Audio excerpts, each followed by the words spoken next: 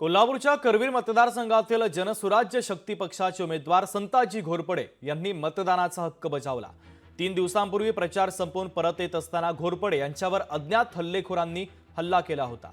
या हल्ल्यात ते गंभीर जखमी देखील झाले होते। रात्री त्यांना रुग्णालयामधून डिस्चार्ज मिळाला।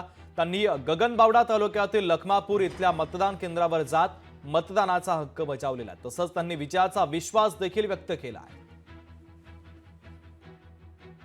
मी संताजी घोरपडे आज मी माझा मतदानाचा हक्क बजावलेला आहे।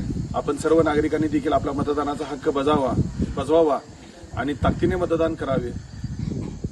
आणि माझ्यावर जो भ्याड झाला होता तरी देखील मी खचलो नाही किंवा मी मतदानाच्या ह्याच्यापासून वंचित राहिलो नाही। तुम्ही देखील सगळ्यांनी घरातून बाहेर पडून जास्तीत जास्त लोकांनी ताकदीने मतदान करावे हीच मी आपल्या सर्वांना विनंती करतो। लोकशाही मराठी ऐका, पहा, जागरूक रहा।